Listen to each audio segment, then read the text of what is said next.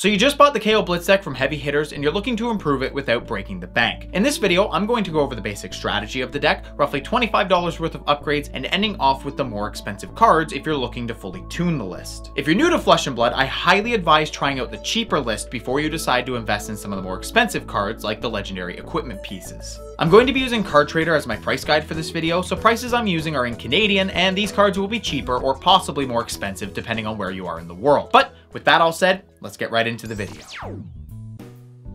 The strategy for KO is to overwhelm the opponent with multiple high damage attacks. Due to only having one arm, he can only run a single one-handed weapon, but that doesn't stop him from being powerful. His first ability to power up attacks not on the combat chain means that we can run plenty of 5-power cards that, when discarded, will still trigger his second ability to create a might token. And while he is a little frail with having some non-blocks in the deck, he makes up for it by presenting such a good offense that he doesn't need much defense. But if your opponent does start to swing the tempo, you can always fall back on the age-old strategy of throwing 2 cards, 6s and 7s at their face to put the game back in your favor.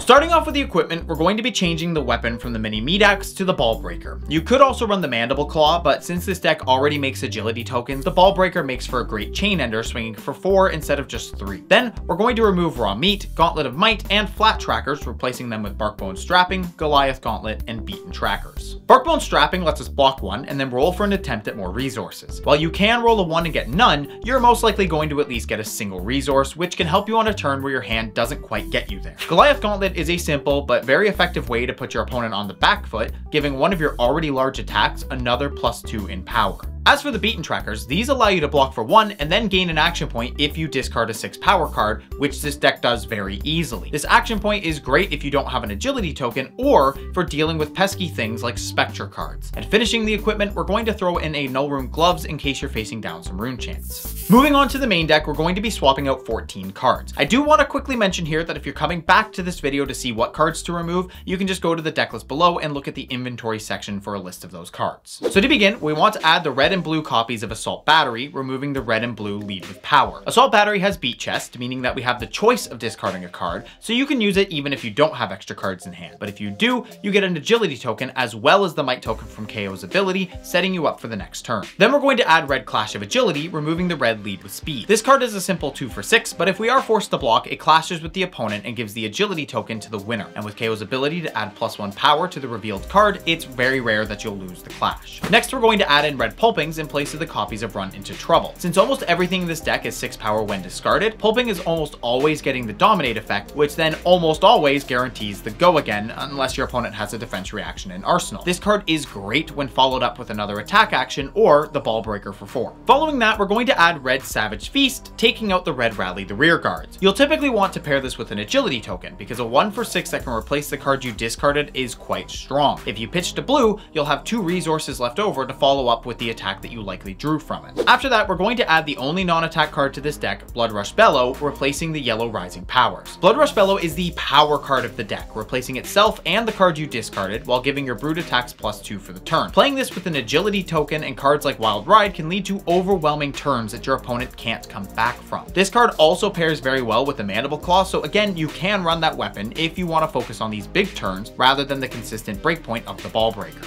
Finally, we're going to play blue Reincarnate, replacing the blue lead with speed. This is essentially just trading a blue non-attack for a 5-attack blue block 3, but it does have the handy ability of putting itself back in the deck if you discard it. But that will be it for the budget upgrades. This deck is far more consistent now with only 2 non-attacks and can pile on oppressive damage very quickly. Hopefully this deck serves you well with giving KO an honest go, and if you're interested in further upgrades, you'll want to stick around for this last section.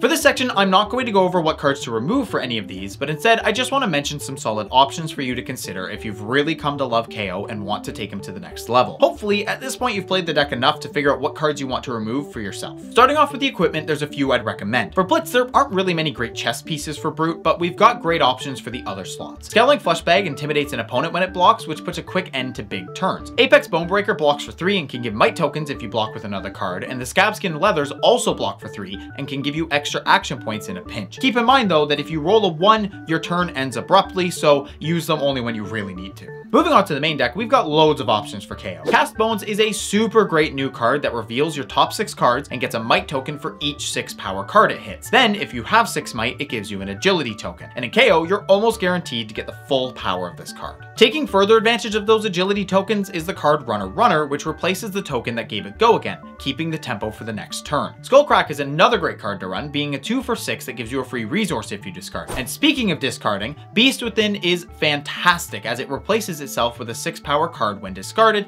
paying 1 life for each card revealed. And while you may get unlucky with one of the few non-attacks in the deck, you're most likely going to draw the very next card thanks to KO's ability. Speaking of drawing cards and KO's ability, a great combo piece for this deck is Berserk. This card lets you draw pretty much every time you discard a card with 6 power, since you're probably not going to be whiffing on it. This card allows KO to have bigger than normal turns, although if you're running this, you might want to run the Mandible Claw for the Go Again since you're going to be drawing so many cards. Another great card to run, whether it's for combo turns or even just on its own, is Swing Big. This card is a whopping 2 for 8, although it does give your opponent a Quicken token if they block it out. But with how fast this deck can rack up damage, your opponent will almost never have the chances to take advantage of that token. Finally, one last card you can run is Send Packing, which banishes your opponent's arsenal face up when it attacks. Not only does this give you information, but it's also great for stopping defense reactions. Even if your opponent gets their card back, they'll have to trade cards in hand for it, so either way, you're reducing the power of their next turn. However, that is it for this video. I hope this was a great help to you, and I really hope you're enjoying KO. He is a super cool hero with a really unique design with, the only having 1 arm thing, and he's just super fun to play if you want to unga boonga your way to victory. Anyways, thanks for watching. If you liked this video and wanted to support me, consider checking out my Patreon. There's extra bonuses like Talishar card sleeves, early access to videos, and even your own GigaChat card. And to those who are already supporting me, you have my undying thanks. It's because of Chads like you that I can continue to do what I do. So please, stay chatting.